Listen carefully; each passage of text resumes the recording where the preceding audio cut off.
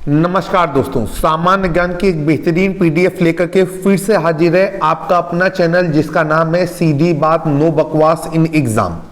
तो समय बर्बाद न करते हुए ढेर सारे वन लाइनर क्वेश्चन की ओर ध्यान आकर्षित करते हैं जो तमाम आगामी प्रतियोगी परीक्षाओं में आपको मदद कर सकता है। वर्तमान समय में यूपी में भी जूनियर एडेड विद्यालयों में शिक्षकों की भर्ती निकली है, जहां पर 50 नंबरों का सामान्य ज्ञान आना है। वहां पर यह एक महत्वपूर्ण भूमिका निभा सकता है। तो पहला क्वेश्चन है कि भगवान बुद्ध को ज्ञान की प्राप्ति कहां हुई थी। तो इस प्रश्न का सही जवाब है बोध गया में। ध्यान रखिएगा, फिर से क्वेश्चन मैं रिवाइज कर रहा हूं। भगवान बुद्ध को ज्ञान की प्राप्ति कहां हुई थी। तो इसका सही जवाब है बोध गया में। क्वेश्चन नंबर 2, आर्य समाज की स्थापना किसने की थी। तो आर्य समाज की स्थापना स्वामी दयानंद जी ने की थी। इनका पूरा नाम है स्वामी दयानंद सरस्वती और इनका मूल नाम या बचपन का नाम है मूल शंकर। अगला क्वेश्चन है पंजाबी भाषा की लिपि कौन सी है। तो गुरुमुखी लिपि को पंजाबी भाषा की लिपि कहा जाता है। आपको बताना चाहते हैं कि पंजाब के क्षेत्र में सिखों का बोलबाला है, उस एरिया में सिख बहुतायत मात्रा में है, इसलिए जो वहां की लिपि है वो गुरुमुखी है। अगला क्वेश्चन है क्वेश्चन नंबर 4, भारत की मुख्य भूमि का दक्षिणतम किनारा कौन सा है।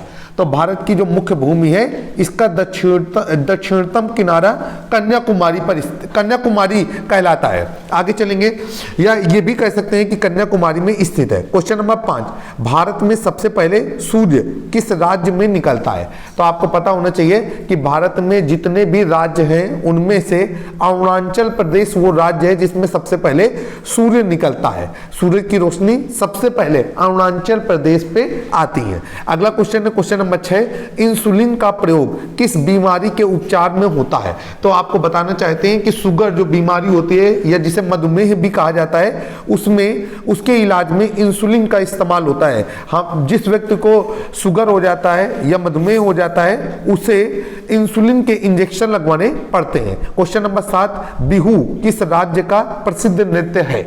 आपको बताना चाहते हैं कि बिहू असम का प्रसिद्ध नृत्य कहलाता है। कई बार ये क्वेश्चन आ चुका है, सामान्य ज्ञान हो गया, विज्ञान हो गया, इसका कोई भी प्रश्न है वो दोनों साइड से हमें तैयार होना चाहिए। जैसे कि क्वेश्चन ये भी आ सकता है कि असम का प्रसिद्ध त्योहार कौन सा है, तब हम जवाब देंगे कि बिहू असम का प्रसिद्ध त्योहार है। या फिर ये पूछा जा सकता है कि बिहू किस राज्य का प्रसिद्ध त्योहार है, तो जवाब रहेगा कि असम का प्रसिद्ध त्योहार है बिहू। क्वेश्चन नंबर 8, कौन सा विटामिन आंवले में प्रचुर मात्रा में पाया जाता है। तो आपको बताना चाहते हैं कि आंवला खट्टा होता है और जितने भी खट्टी चीजें होती हैं, चाहे वो आंवला ले लीजिए, संतरा ले लीजिए, मौसमी ले लीजिए, सभी नींबू ले लीजिए, सभी में विटामिन सी प्रचुर मात्रा में पाया जाता है। तो यहां से आप एक क्वेश्चन और भी प्राप्त कर रहे हैं कि खट्टी चीजों से हमें कौन सा विटामिन प्राप्त होता है। खट्टी चीजों से हमें विटामिन सी प्राप्त होता है। क्वेश्चन नंबर 9, भारत का प्रथम गवर्नर जनरल कौन है। देखिए भाई, भारत के प्रथम गवर्नर जनरल का नाम है लॉर्ड विलियम बेंटिंग। फिर से याद करेंगे, भारत के प्रथम गवर्नर जनरल का नाम है लॉर्ड विलियम बेंटिंग।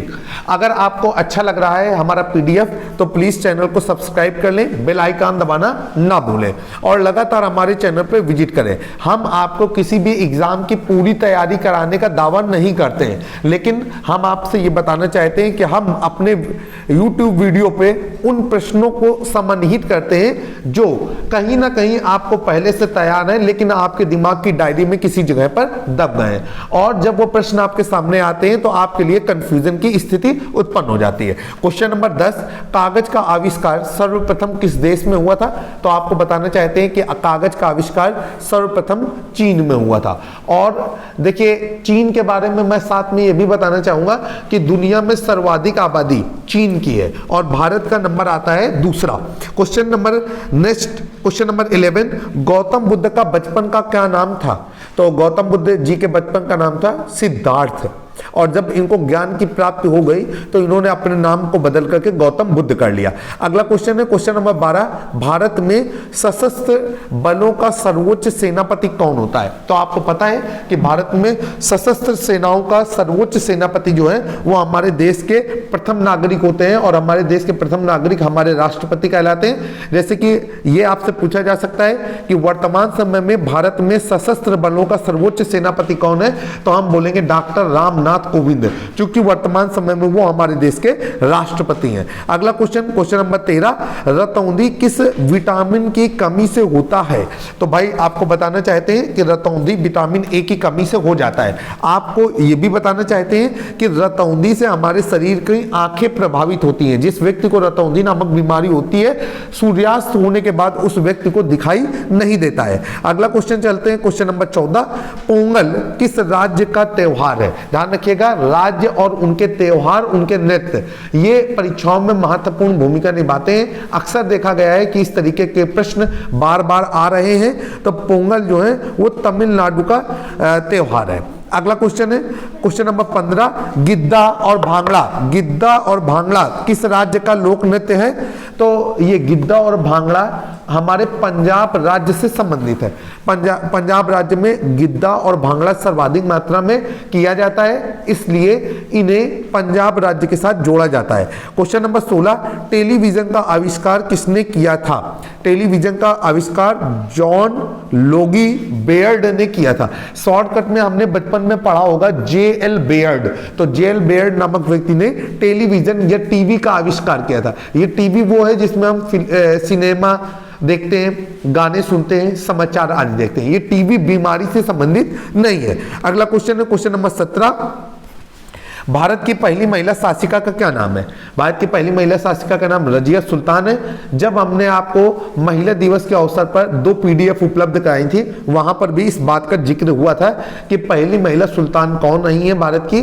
तो पहली महिला सुल्तान का नाम है रजिया सुल्तान। क्वेश्चन नंबर 18, मछली किसकी सहायता से सांस लेती है? आपको बताना चाहते हैं कि मछली अपने गलफड़ों की सहायता से सांस लिया करती है।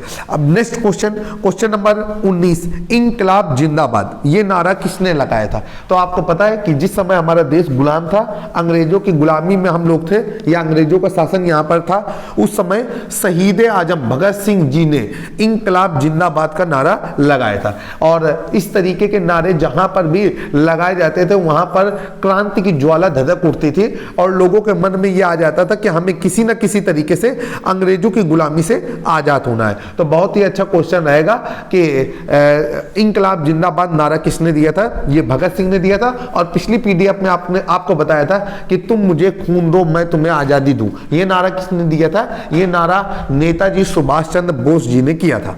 अगला क्वेश्चन है, क्वेश्चन नंबर 20, जलियांवाला बाग हत्याकांड कब और कहां पर हुआ था? देखिए भाई, जलियांवाला बाग हत्याकांड अमृतसर में हुआ था और यह सन 1919 में हुआ था। 13 अप्रैल सन 1919 एक तारीख थी जहां पर एक जगह कई भारतीय, सैकड़ों की तादाद में भारतीय जमा होकर के अंग्रेजों की गुलामी से आजाद होने के लिए भूमिका बना रहे थे। वहां पर अपनी एक मीटिंग कर रहे थे।